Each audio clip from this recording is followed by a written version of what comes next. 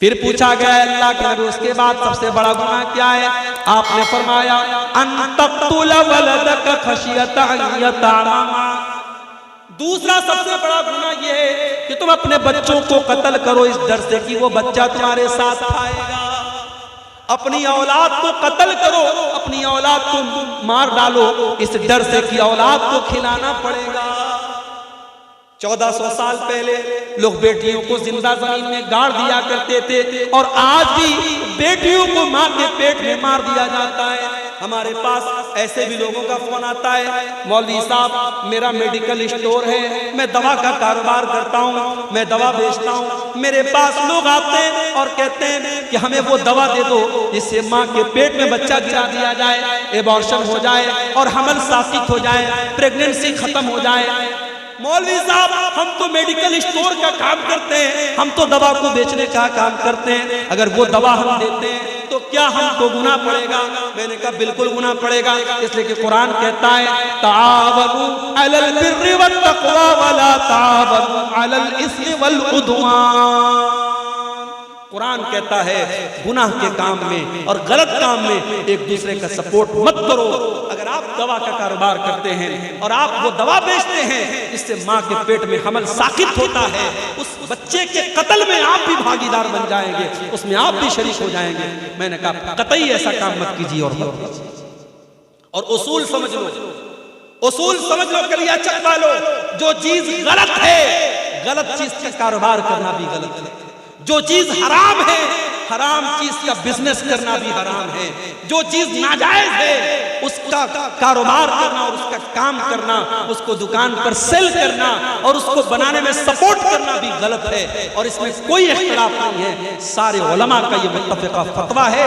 जाओ किसी इदारे से फतवा ले लो। अगर आप किसी चीज के बारे में शरीयत की नजर में आप ये मानते हैं कि ये चीज गलत है और फिर आप उस चीज का कारोबार कर रहे हैं, उसका बिजनेस कर रहे हैं, आप अल्लाह के यहाँ जवाब देना पड़ेगा, क्योंकि आपने हराम और नाजायज चीज का बिजनेस करके उसको प्रमोट किया है। और दलील इसकी कुरान की यही आयत है वला तावनु अलल इस्मि वल उद्वान, के गुनाह के काम में और गलत काम में हमें एक दूसरे का सपोर्ट नहीं करना है। तो बच्चे तो आज भी कत्ल हो रहे हैं, बच्चे तो आज भी कत्ल हो रहे हैं, कहीं माँ के पेट में कत्ल हो रहे हैं, कहीं हॉस्पिटल के बाहर आपको डस्टबिन में मरी पड़ी हुई बच्चियां मिल जाएंगी। और आज भी हमारी भारत सरकार ये नारा लगाती है बेटी बचाओ बेटी पढ़ाओ। आज 2023 और 2024 शुरू होने वाला है, तरक्की का जमाना है, हमारा भारत चंद्रयान हमारा चांद तक पहुंच गया है। आज के दौर में हमारी सरकार को नारा लगाना पड़ता है बेटी बचाओ बेटी पढ़ाओ। क्यों? क्योंकि सरकार का ये डाटा है, ये गवर्नमेंट का डाटा है कि हर साल सैकड़ों बच्चियों को माँ के पेट में मार दिया जाता है। अल्लाह के नबी ने फरमाया शिर्क के बाद दूसरा सबसे बड़ा गुनाह यही है कि इंसान अपनी औलाद को कत्ल कर दे, ये सोच करके कत्ल कर दे कि बेटी पैदा होगी उसकी शादी कैसे करेंगे, उसको कैसे पढ़ाएंगे, कैसे उसकी तालीम का इंतजाम करेंगे। मेरे भाई ये दिमाग से निकाल दीजिए कि औलाद को आप खिलाते, ये दिमाग से निकाल दीजिए कि बीवी को आप खिलाते हैं। कभी गौर करना, जब शादी नहीं हुई थी तब कितना कमाते थे, शादी के बाद कितना कमा रहे हो और बच्चे होने के बाद कितना कमा रहे हो। जब बीवी आती है शादी के बाद उसके मुकद्दर की रोजी भी अल्लाह तुमको देता है, और जब बच्चा घर में आता है उसका मुकद्दर भी अल्लाह आपको देता है।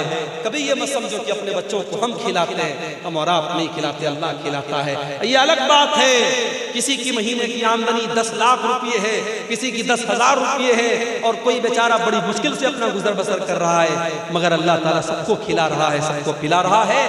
औलाद को कत्ल मत करो मेरे भाई, औलाद की हत्या करना ये बहुत बड़ा पाप है। फिर पूछा गया अल्लाह के नबी उसके बाद तीसरा सबसे बड़ा गुनाह क्या है? आपने फरमाया अंतुज़ानिया हलीलत जारिक, अपने पड़ोसी की बीवी के साथ ज़िना करना।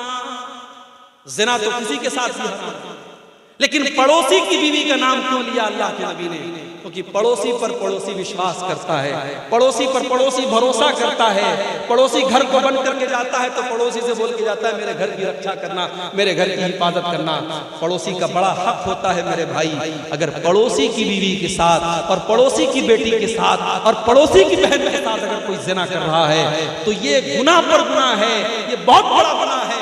अल्लाह के नबी ने इसको तीसरा सबसे बड़ा गुनाह करार दिया है।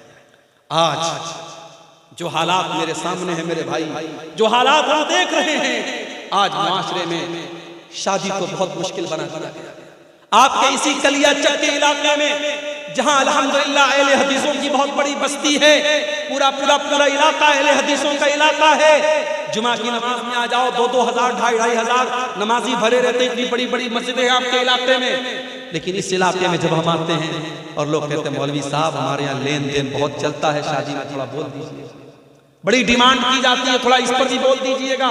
मैंने पूछा गरीब बाप अपनी लड़की की शादी कैसे करता है, तो किसी ने कहा मौलवी साहब गरीब आदमी या तो बैंक से लोन लेता है या घर बेच देता है। मेरे भाइयों, आज हमने बेटियों को इतना बड़ा बोझ बना दिया कि बेटी की शादी करने के लिए बाप को अपना घर बेचना पड़ता है और बाप को ब्याज पर बैंक से लोन लेना पड़ता है। पूरी इस्लामी तारीख में और पूरे इतिहास में बेटी इतनी बोझ नहीं बनी थी जितना बड़ा बोझ आज हमने बेटी को बना दिया है।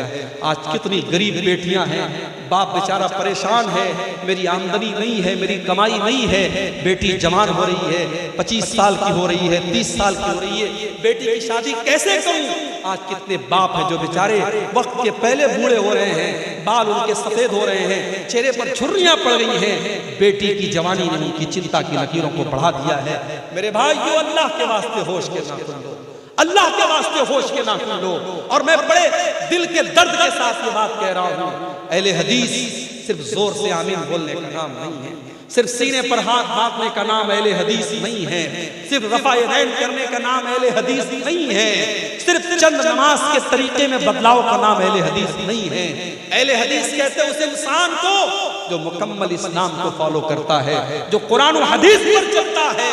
अगर आपकी नमाज कुरान और हदीस वाली है तो आपका शादी ब्याह का सिस्टम भी कुरान और हदीस वाला होना चाहिए। अगर आप अपने बेटे की शादी में डिमांड कर रहे हैं तो आपको ऐलान कर देना चाहिए कि मैं इंटरनेशनल भिखारी हूँ, मैं कोई अहले हदीस नहीं हूँ, मैं तो भिखारी हूँ, बेटे के लिए भीख मांग रहा हूँ। बड़े अंदाज से और बड़े स्टाइल से आज लोग भीख मांगते हैं जहेज के नाम पर। मेरे भाइयों, मैं अपने नौजवानों से कहना चाहूंगा कि अगर तुम्हें अपने बाजुओं पर हिम्मत है और अपने बाजुओं पर भरोसा है तो इतना गट्स पैदा करो, अपने बाप से जाके कह दो, अपनी माँ से जाके कह दो कि मैं एक मामूली चटाई पर लेट जाऊंगा मगर मुझे अपने ससुराल से मिलने वाले बेड का इंतजार नहीं करना। मैं घड़े का ठंडा पानी पी लूंगा, मुझे ससुराल से मिलने वाली फ्रिज का इंतजार नहीं है। मेरी बीवी अपने हाथों से कपड़ा धुल लेगी, मुझे ससुराल की वॉशिंग मशीन का इंतजार नहीं है। मैं अपने बेटी के बाप को मैं जहेज के नाम पर कोई उसके ऊपर बोझ नहीं डालूंगा। आज मेरे भाइयों, इन डिमांडों की वजह से बेटी बोझ हो। निकाह को आसान करो मेरे भाई, निकाह को आसान करो, वरना आज अभी न्यूज आई है यूपी के अंदर से, मदरसे में पढ़ने वाली लड़की इस्लाम छोड़ करके दूसरे मजहब में दाखिल हो चुकी है, मुर्तद हो चुकी है। ये उत्तर प्रदेश की न्यूज है। आज उत्तर प्रदेश से लेकर बंगाल तक कितनी मुसलमान लड़कियां हैं जो इस्लाम को छोड़ रही हैं, मुर्तद हो रही हैं, दीन इस्लाम को छोड़ करके दूसरे मजहब में दाखिल हो रही हैं। ये रोने का मकाम है मेरे भाई। इस्लाम कोई ऐसा दीन तो नहीं है, ये तो अल्लाह का दीन है। आज ये दौर आ गया कि हमारी बेटियां, हमारी बहनें इस्लाम को छोड़ के जा रही हैं और हमें समझाना पड़ रहा है कि इस्लाम बहुत अच्छा दीन है। हमने तो तारीख में सुमैया का वाकया पढ़ा था, हमने तो तारीख में ऐसी औरतों का वाकया पढ़ा था जिन्होंने अपनी जान दे दी मगर ईमान को जाने न दिया। और आज इश्क और प्यार के नाम पर और मोहब्बत के नाम पर मुसलमान लड़की अपने मजहब को और अपने इस्लाम को छोड़ रही है। मेरे भाइयों, निकाह को आसान करो, निकाह को आसान करो। आज ऐसी लड़कियों के मेरे पास भी मैसेज आते हैं, ईमेल आता है, मौलवी साहब मेरा बाप मेरी शादी ऐसी जगह करना चाहता है जहां लड़का कब्र परस्त है, मजार पे सजदा करता है, कब्र पे सजदा करता है, पूरे घर में तावीज़ पहना जाता है। मौलवी साहब मैं ऐसे घर में शादी नहीं करना चाहती हूँ। मैंने अपने बाप से कहा कि मेरी शादी फलां के साथ कर दीजिए, वो लड़का नेक है, दीनदार है और कुरान और हदीस पर चलने वाला है, लेकिन मेरा बाप तैयार नहीं है। कान खोल करके सुन लो, अगर लड़की की शादी उसके वली की इजाजत के बगैर जायज नहीं है तो लड़की की शादी जबरदस्ती करना भी जायज है। जबरदस्ती अगर आप अपनी लड़की की शादी उसकी मर्जी के बगैर गलत जगह कर रहे हैं तो ये भी जायज नहीं है। लड़की की इजाजत भी जरूरी है। अगर लड़की की शादी में उसके गार्जियन का तैयार होना और उसके वली का राजी होना जरूरी है तो लड़की की रजामंदी भी जरूरी है। आप जबरदस्ती अगर लड़की की शादी करते हैं तो इस्लाम की नजर में ये निकाह भी वैलिड नहीं है, सही नहीं है। इसलिए मेरे भाई थोड़े से इस मामले में समझदारी से काम लीजिए। अगर लड़की किसी लड़के के साथ शादी करने को बोल रही है या लड़का किसी लड़की के साथ शादी करने को बोल रहा है और वो रिश्ता सही है, दीन के एतबार से कोई खराबी नहीं है, तो माँ बाप जिद न करें और निकाह कर दें ताकि आइंदा जिंदगी में वो लड़का या लड़की कोई ऐसा कदम न उठाए जिससे पूरे खानदान की इज्जत पर धब्बा लगे। इस मामले में हमें समझदारी से काम लेना पड़ेगा। अल्लाह के प्यारे नबी फरमाते हैं इज़ा खतब इलैकुम मिम्मन तर्ज़ौना दीनहु व खुल्क़हु, जब तुम्हारी लड़कियों के लिए ऐसा रिश्ता आए, लड़का दीनदार है और लड़का अच्छे अखलाक वाला है, फज़व्विजूहु, तो तुम अपनी लड़कियों की शादी ऐसे लड़कों से कर दो। अगर ऐसा नहीं करोगे तकुन फितनतुन फिल अर्दि व फसादुन अरीज़, तो जमीन के अंदर फसाद फैलेगा और फितना फैलेगा। तो मेरे भाइयों अगर हमें ज़िनाकारी को रोकना है तो हमें निकाह को आसान करना पड़ेगा। और आगे बढ़िए, अल्लाह के नबी फरमाते हैं जितने सबअल मुबिक़ात, 7 हलाक कर देने वाले गुनाहों से बचो। साहबा ने पूछा अल्लाह के नबी कौन से 7 हलाक कर देने वाले गुनाह हैं? आपने फरमाया अश्शिर्कु बिल्लाह, सबसे बड़ा गुनाह तो अल्लाह के साथ शिर्क करना है जो अल्लाह माफ नहीं करेगा। अगर शिर्क की हालत में इंसान मर गया तो अल्लाह क्या उसको जन्नत मिलने वाली नहीं है। अश्शिर्कु बिल्लाह, सबसे बड़ा गुनाह शिर्क करना। नंबर 2 वस्सिहरु, जादू करना। आज जादू भी हो रहा है, आज जादू भी हो रहा है। आज एक दूसरे से हसद और जलन में लोग एक दूसरे के ऊपर जादू भी करवा रहे हैं, औरतें भी जादू करवा रही हैं, मर्द भी जादू करवा रहे हैं। जादू करना कराना हराम है। अल्लाह के नबी कहते हैं हलाक कर देने वाला दूसरा बड़ा गुनाह जादू करना। तीसरा गुनाह और किसी निर्दोष की हत्या करना, किसी बेगुनाह का कत्ल करना, किसी बेगुनाह को कत्ल कर देना और किसी बेगुनाह को मार डालना, ये तीसरा बड़ा गुनाह है। नंबर 4 वह अक्लुर रिबा, सूद खाना, ब्याज खाना, इंटरेस्ट खाना और इंटरेस्ट पर लोगों को कर्जा देना। 1 लाख देकर के 1,02,000 लेना, 1,05,000 लेना। सूद और ब्याज की जितनी शक्लें, कान खोल करके सुन लो, अल्लाह के नबी फरमा रहे हैं वो अक्लुर रिबा, सूद और ब्याज खाना ये भी हलाक कर देने वाला गुनाह है। आज कितने मुसलमान हैं जो सूद और ब्याज का लेन देन कर रहे हैं। और सूद की जब बात आई है तो ये भी सुन लो कि जिस तरीके से सूद का खाना हराम है और सूद का लेना हराम है, वैसे ही सूद और ब्याज का देना हराम है। आज बंधन बैंक के नाम पर और बंधन लोन के नाम पर आज घर घर औरतों के नाम पे लोग लोन ले रहे हैं और ब्याज पर पैसा ले रहे हैं। याद रखो अल्लाह के नबी ने ब्याज खाने वाले, ब्याज खिलाने वाले, ब्याज को लिखने वाले, ब्याज की गवाही देने वाले, सब पर अल्लाह के नबी ने लानत की और आपने फरमाया सब बराबर हैं। इसलिए ब्याज के खाने खिलाने वाले कान खोल करके सुन ले, हलाक कर देने वाले गुनाहों में चौथा गुनाह अल्लाह के नबी ने फरमाया